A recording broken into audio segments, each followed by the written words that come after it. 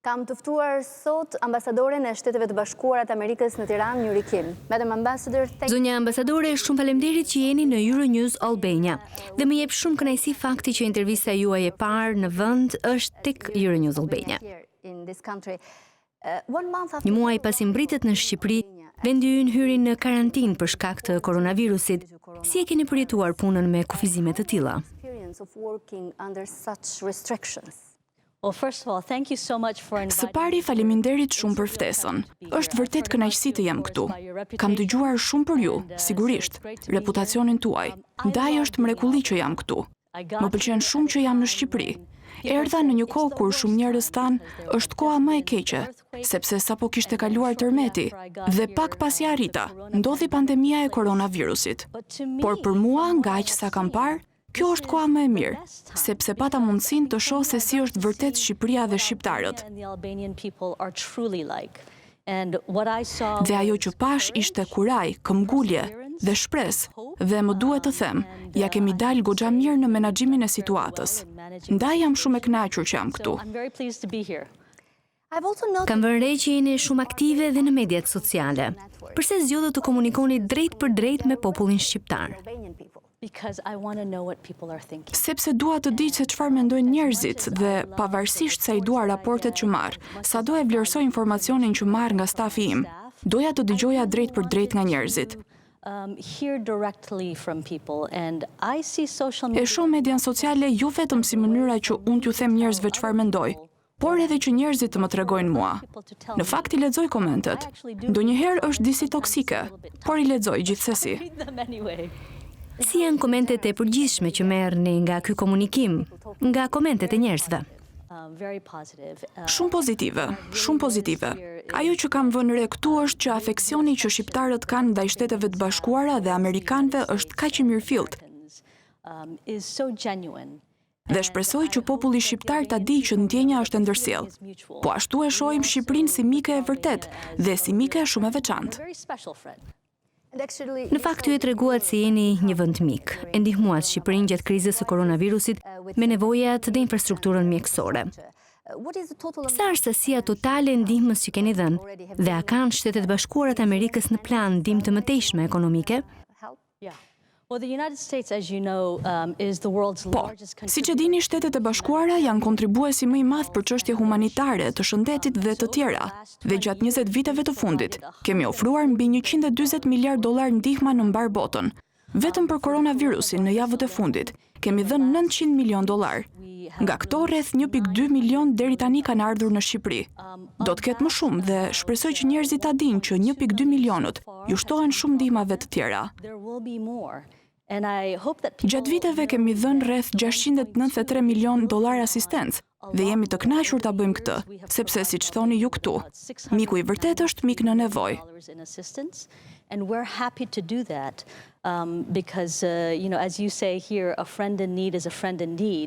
Dhe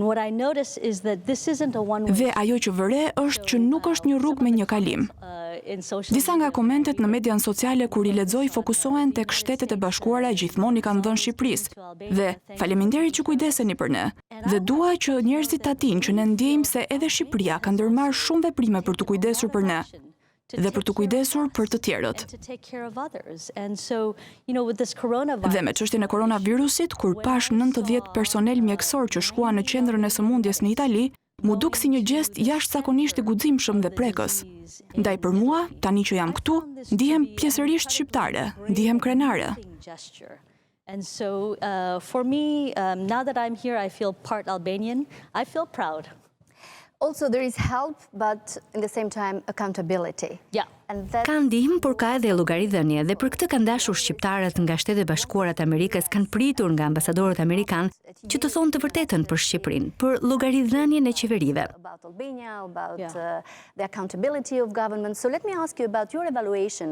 Ndaj, më lejoni t'ju pyes për vlerësimin tuaj, se si është sjell qeveria për sa i takon masave të marra, faktit që gjendja e fatkesisë natyrore u zgjat deri në 23 qershor dhe që kodi penal u ashpërsua për të ndëshkuar personat e infektuar që shkelin vet izolimin. Çka shkaktoi shqetësime për rreth 30 organizata të drejtave të njerëzit. Për ta, ishte diçka jo proporcionale dhe shkelje të drejtave dhe lirive themelore. a disproportionate and violation of individual rights and freedom. Yeah. I think the results speak. Mendoj se rezultatet flasin vetë për sa i përket mënyrës se si qeveria e ka trajtuar çështjen e koronavirusit. Do të thoja se qeverisi takon merit, por ju takon edhe të tjerëve, përfshi qytetarët shqiptar, sepse nuk do të kishte ndodhur nëse shumica dërmuese e njerëzve nuk do të ishin përmbajtur masave shumë shtrënguese. Not complied with the very stringent measures. So as a result of everybody's Prandaj si rezultati kontributit të secilit, niveli i infektimeve dhe numri i vdekjeve u mbajt në nivel mjaft të ulët. Për sa i përket llogaridhënies, mendoj se ajo qëndron në zemër të një demokracie dhe sundimit të ligjit, dhe keni të drejtë që përqendroheni tek ajo. And you're right to focus on it. But it's not for the US embassy or for the Nuk është detyra ambasadës së SHBA apo qeverisë së SHBA që t'ia kërkojë këtë qeverisë shqiptare. Është diçka që duhet ta kërkojë populli shqiptar. Për mua si përfaqësuese e qeverisë së Shteteve të Bashkuara këtu në ambasadë, në çdo çast jam e përgatitur të përgjigjem se si i shpenzojmë dollarët e taksapaguesve amerikanë në ambasadë. spending American taxpayer dollars in the embassy. And I think that the Albanian people Dhe mendoj se populli shqiptar duhet të ketë të njëjtën pritshmëri nga qeveria e vet. Duhet kërkoni përgjigje, duhet bëni pyetje dhe Problemi është të marrim përgjigje, zonja ambasadore, dhe duhet të ushtroni presion për të duhen institucione të forta të punojnë dhe të vlerësojnë transparencën. Sakt. Mendoni se ky është rasti në Shqipëri? there is Mendoj se ka gjithmonë hapësirë për përmirësim dhe mendoj se ka disa hapa pozitive që po merren. Dhe pritshmëria është që kjo do të vazhdojë. Dhe sigurisht Shtetet e Bashkuara të Amerikës do t'i mbështesin këto përpjekje. America will support those efforts. A përbënde ndonjë shqetësim specifik për ambasadën e Shteteve të Bashkuara të Amerikës ndryshimi i kodit penal? I won't comment specifically on it, but Nuk do komentoj specifikisht për të, por ajo që do të them është që procesi i arritjes deri tek ligji, mendoj se ishte një model ku qeveria propozoi diçka, opozita shpreu mendimet e saj. Qeveria civile bëri të qarta shqetësimet e saj. civil society also made Presidenti pati një opinion, parlamenti debatoi, e miratoi, presidenti bëri ndryshime të mëtejshme dhe më pas u miratua. Për mua, ky është modeli se si duhet funksionojë procesi legjislativ në një demokraci. This is a model of how the legislative process in a democracy should occur. And talking about this climate that you mentioned, the model, political actors Dhe teksa flasim për këtë klim që përmendet modelin, aktorët politiku duk se punuan bashkë gjatë krizës së COVID-19, duke shmangur luftën e zakonshme politike dhe në këto kohë të vështira. A mendoni se është e qëndrueshme një klimë e tillë dhe se udhëheqësit politik kanë kapacitetin të vendosin interesat e qytetarëve mbi ato të partive politike? have the capacity to put people's interests above political parties' interests? Yeah. They have shown Ata kanë treguar me veprimet e veta se është e mundur dhe mendoj që populli shqiptar do të vazhdojë t'ju kërkojë sjellje më të mirë nga udhëheqësit e tij. behavior of their leaders. Kanë treguar se kur një çështje është e rëndësishme, në një kohë si pandemia korona, ata mund ta lënë mënjan politikën, mund të përqendrohen tek e mira e përgjithshme dhe në fakt mund të bisedojnë mes tyre në mënyrë të civilizuar dhe të prodhojnë një rezultat domethënës dhe shpresoj se do të vazhdojnë ta bëjnë këtë. in a civilized manner and produce a result that is meaningful. And I hope that they will continue to do this. There are Kemi çështje të tjera përpara që do të kërkojnë këtë lloj bashkëpunimi dhe udhëheqje. Përfshi reformën zgjedhore, vazhdimin e reformës në drejtësi dhe integrimin e Shqipërisë në Bashkimin Evropian. Do të duhet udhëheqje dhe do të kërkojnë nga udhëheqësit që të vendosin se nuk e përballojnë dot që të vazhdojnë lojrat politike si zakonisht. Union. That will require leadership, and it will require leaders to decide that they cannot afford to keep playing politics as usual. And I hope that Shpresoj të ndodhë kjo dhe do të flasim për bashkëpunimin dhe reformat pak më vonë gjatë kësaj interviste. the interview.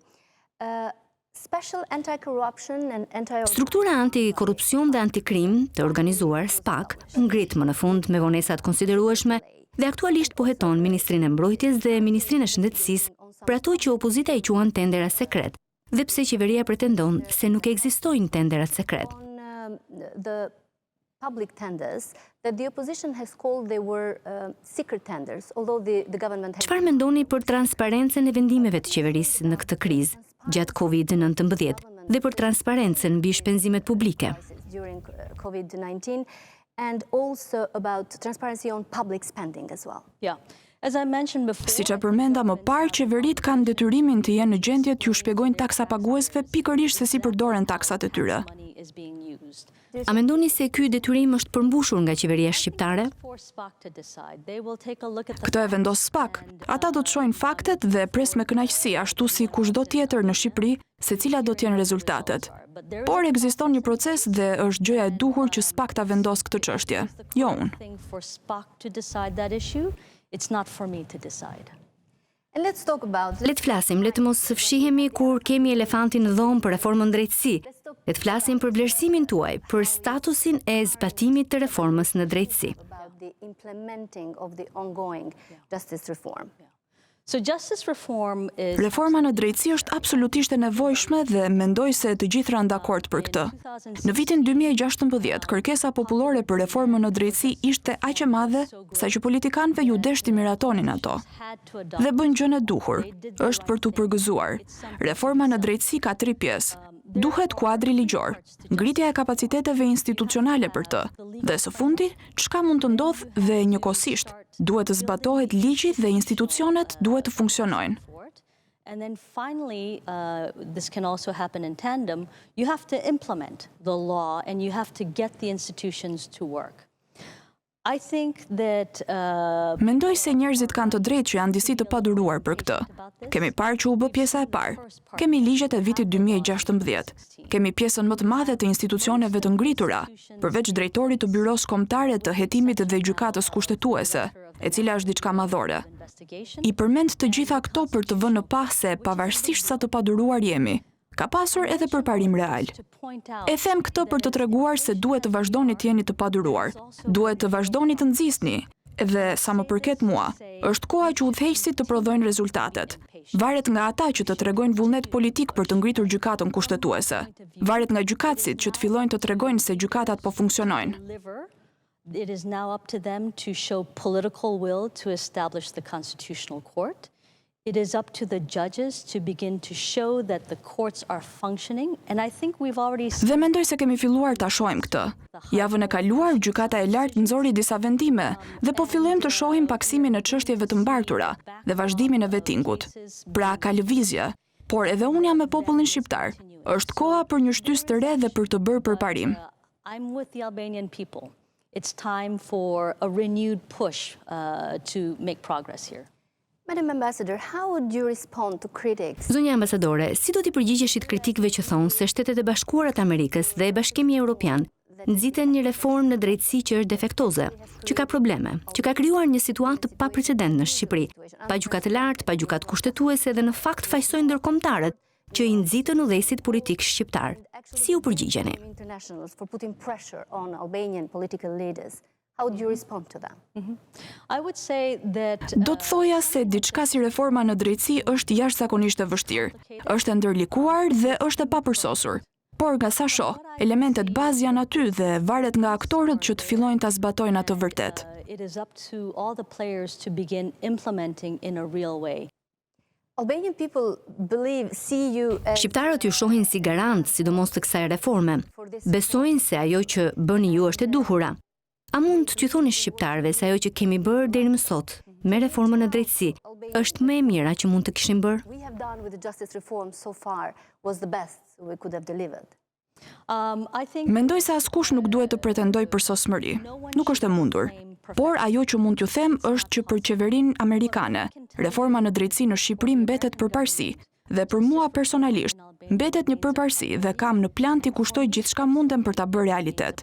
Do të thotë që do të ketë frustrim, e pres këtë të ndodhë, sepse ka disa që nuk duan që të ndodhë. it will mean that there will be some frustrations. I fully expect that. Because there are some who don't want it to happen. There are also Ka edhe çështje kapacitetesh. Por ajo që mund të them është se do të bëj përpjekjet e mia më të mira. Kushdo rreth meje do të bëj më të mirën. Dhe tani është në dorën e udhëheqësve politik që të tregojnë seriozitetin e tyre për ta bërë këtë realitet. political leaders to show their seriousness in making this happen. Do të përpiqem edhe pse e di që diplomatikisht nuk mund të përgjigjeni, por a e dini ju se kush nuk e do? Who doesn't want it? I think that Mendoj se ka shumë që nuk e duan. Dhe vazhdoni të punoni me ta? Unë punoj me një gamë të gjerë njerëzish dhe do të vazhdoj ta bëj këtë. don't want it. I work with a wide range of people and I will continue to do so. Ambasadore, në prill ju takuat me kreun e KED dhe gjykatës së lartë Ardian Dvorani, për cilin presidenti i ka kërkuar KLG-s ta shkarkojë sepse i ka përfunduar mandati në vitin 2014. KLG ka kërkuar opinionin e UBDAT dhe Euralius përpara se të vendos. Cili është opinioni juaj për këtë çështje? Pra, pavarësisht nga opinioni i UBDAT apo Euralius, është përgjegjësia e KLG-s që të marrë një vendim. Sepse mund thonë si alibi se kjo është ajo çfarë duan ndërkombëtarët. Mendoj se gjykatat duhet të shfrytëzojnë të gjitha burimet që kanë në dispozicion, përfshi këshilla teknike, por në fund duhet të ndjekin ligjin dhe duhet të jenë në gjendje të tregojnë se janë të aftë të marrin vendime mbi një bazë që demonstron pavarësi dhe integritet. Ata nuk duhet lejojnë asnjë faktor të jashtëm që të ndërhyjë në procesin vendimarrës. They should not allow any external factors to interfere with the decision-making process. Again, as I said before, sigurisht, siç e thash më parë, cili do është i lirë të shpreh mendimin e vet. Unë mund ta shpreh. Ti mund ta shprehësh, cili do mundet. Por në fund të ditës, vlera e një gjykate në këtë kuadër të reformës në drejtësi është që ato të funksionojnë me pavarësi dhe integritet. Pra, pavarësisht nga opinioni i UBDAT apo Euralius, është përgjegjësia e KLG-s që të marrë një vendim. Absolutisht.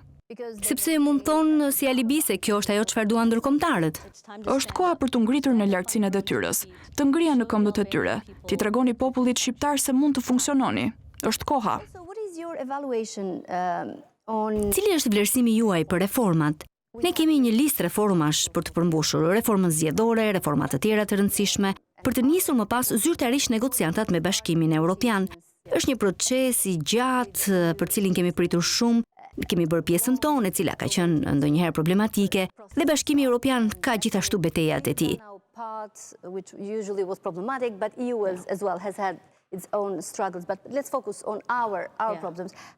Si e shihni procesin e reformës zgjedhore deri më tani?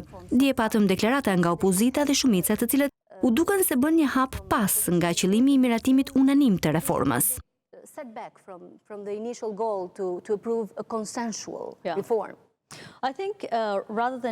Unë mendoj se në vend që të përqendrohemi në çdo hap, mendoj se duhet të bëjmë pak prapa dhe të shohim panoramën e plot.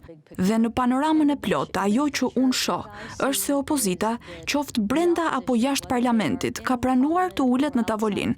Është tashmë përgjegjësia e secilit në tavolinë, qofshin në pakica apo shumicë që të dëgjojnë idetë e njëri tjetrit, të dëgjojnë këshillën e SHBA dhe të dalin me reforma që janë vërtet kuptimplota. And then to take those ideas, take the advice of the OSCE. Kjo është pikërisht koha që duhet të tregojnë se çfarë kanë. Mendoj se gjatë 6 muajve të ardhshëm do të ketë disa vendime të rëndësishme që do duhet të merren, disa negociata të rëndësishme që do duhet të mbyllen, përfshirë edhe reformën zgjedhore, dhe unë pres të shoh rezultatet. Por është diçka e mirë që ata janë ulur në një tavolinë, dhe mendoj se ndjejnë pak trysnin për të mbërritur në një rezultat kuptimplot. And I'm looking forward to seeing the results, but it's good that they are sitting at the same table, and I think they feel a little bit of pressure to come up with a meaningful result. Duke ju kthyer reformës në drejtësi, doja thjesht të pyesja nëse në takimet që ju keni patur me aktorët dhe faktorët politik në Shqipëri, në kapacitetin tuaj si ambasadore e Shteteve të Bashkuara të Amerikës, a i keni kërkuar të heqin dorë nga dëshira e tyre për të emëruar gjykatës apo prokuror? The desire to appoint judges or prosecutors. The law is pretty clear in my mind as Ligji është shumë i qartë sipas meje se si reforma në drejtësi duhet të ecë përpara dhe se si gjykatësit duhet të emërohen. Aty ku ka pyetje, mendoj se në mënyrën e duhur referohen te Komisioni i Venecias dhe në fund duhet të referohen në gjykatën kushtetuese. Ajo vendos mbi interpretimin e ligjit. referred to the Constitutional Court. That's who gets to decide the interpretation of the law. E cila nuk është e mbledhur për momentin. So we have to fix the Sakt. Pra ne duhet ta korrigjojmë këtë gabim. Dhe kur them ne, kam parasysh të gjithë në Shqipëri, por sidomos udhëheqësit e Shqipërisë. Nuk më takon mua ta rregulloj. I can speak for the United States of America. Unë mund të flas për Shtetet e Bashkuara të Amerikës dhe mund të them se pritshmëria dhe dëshira jonë për miqtë tanë shqiptar është që gjykata kushtetuese të funksionojë, por në fund të fundit i takon popullit shqiptar të kërkojë nga udhëheqësit e tyre që të veprojnë. that they take action. And it's the Dhe responsibility është përgjegjësia e udhëheqësve që t'u kthejnë përgjigje pyetjeve që njerëzit kërkojnë prej tyre. are asking of them. Zonja ambasadore, a mendoni se Shtetet Bashkuara të Amerikës mbështesin një shumicë apo një qeveri të caktuar në mënyrë që të mbrojnë stabilitetin, ashtu siç thonë disa kritik? A është kështu? I think we work Unë mendoj se ne punojmë me çdo qeveri që është në vend, e zgjedhur në mënyrë ligjore dhe është në vendin e saj në mënyrë legjitime. Kjo është puna jonë. Ne nuk diskriminojmë, por pavarësisht qeverive të zgjedhura, marrëdhënia jonë është me popullin shqiptar, me Shqipërinë si vend, jo me ndonjë parti të veçantë. Unë përpiqem të komunikoj dhe të flas dhe të prek sa më shumë njerëz që mundem. make a point of communicating and reaching out and touching as many people as I possibly can. And you asked earlier. Ju pyetët më parë pse jam kaq aktive në mediat sociale. Është pikërisht për këtë arsye, sepse marrëdhënia është shumë e gjerë dhe marrëdhënia e shkëlqyer që kemi me qeverinë shqiptare është prej elementeve të saj. Dhe unë e vlerësoj tërësinë e saj. Element of it, but it's just one element, and I appreciate the fullness of the relationship. And to go back to Dhe le të kthehemi tek reforma zgjedhore. Mendoni se parti do ta respektojnë afatin e 31 majit për miratimin e saj? I hope so. Shpresoj, komuniteti evropian do ta shohë këtë çështje me shumë kujdes, si një tregues se sa mirë Shqipëria do të jetë në gjendje të përmbush 15 kërkesat përpara nisjes së negociatave. Mendoj se janë pak në ndrysni për të prodhuar rezultat. Ahead of the start of negotiations. So I think they're under a little bit of pressure here to produce. Ju po ushtroni presion mbi ata? I've expressed to them my Unë ju kam shprehur atyre shpresën time që ata të bëjnë punën e tyre. Ata ndjejnë trysnin nga qytetarët shqiptar. talking about I believe Me qëra fjala dhe ky është mendimi im personal. Unë mendoj se me Shtetet Bashkuara të Amerikës shqiptarët, qytetarët shqiptar kanë pasur gjithmonë një marrëdhënie të shëndetshme, një aleancë që ndonjëherë as nuk justifikohej.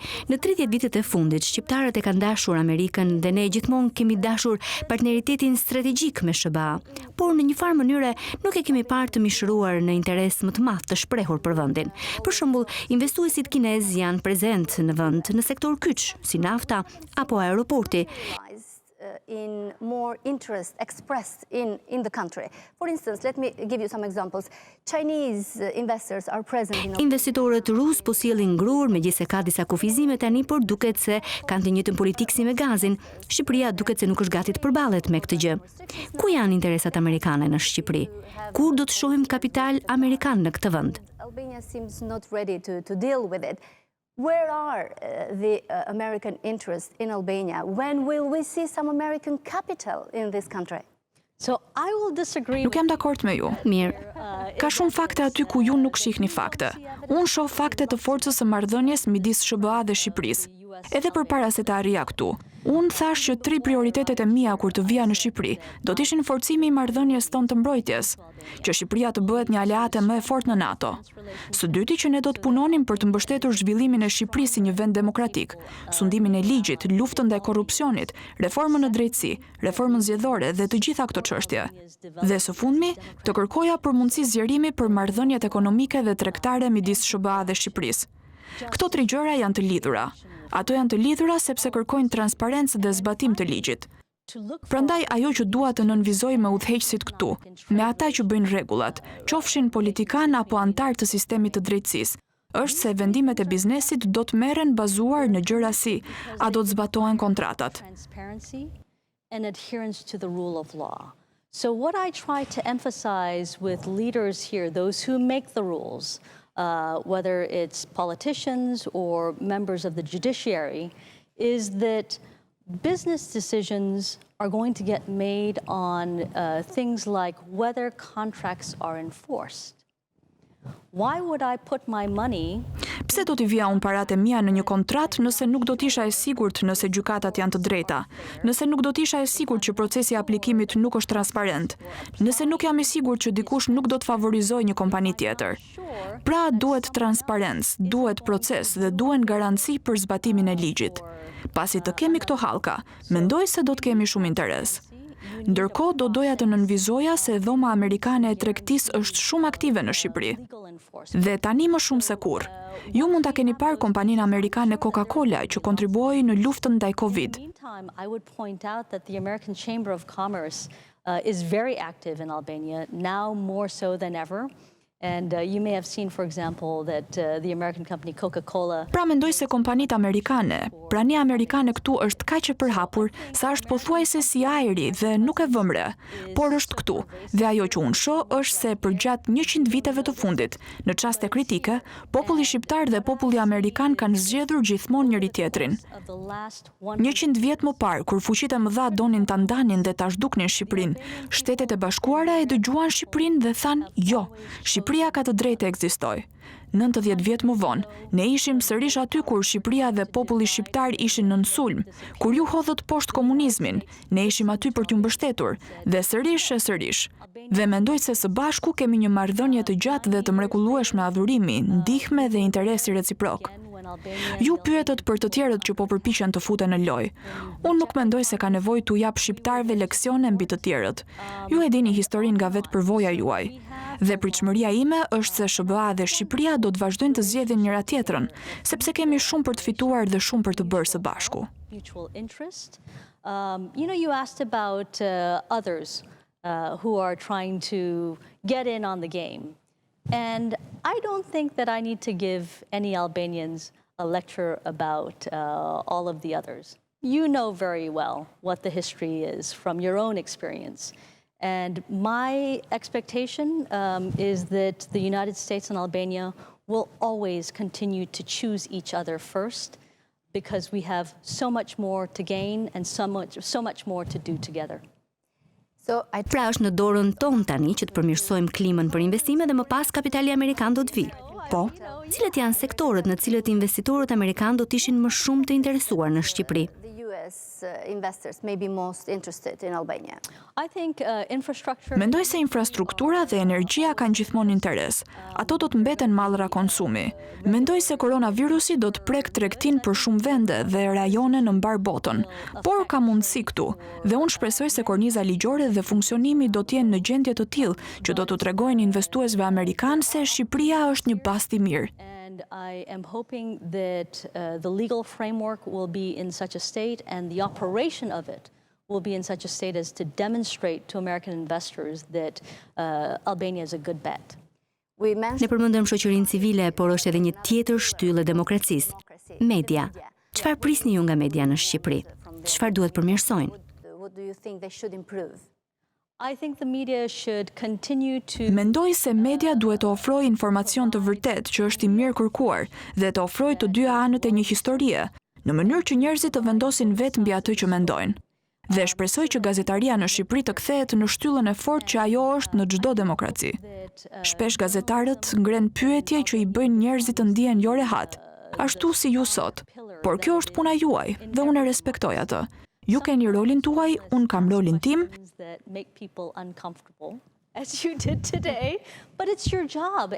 Dhe mendoj se të dy janë role të rëndësishme. Dhe nëse nuk japim më të mirën ton, i gjithë ky projekt vuan pasojat. Prandaj unë kam vetëm respekt për gazetarët shqiptar. Kam takuar shumë prej tyre dhe pres të takoj edhe shumë të tjerë. I have nothing but respect for Albania's journalists and I've met many of them already and I'm looking forward to meeting more. Ambasadorja Kim, ishte një privilegj që fola me ju. Faleminderit për këtë intervistë. Faleminderit shumë.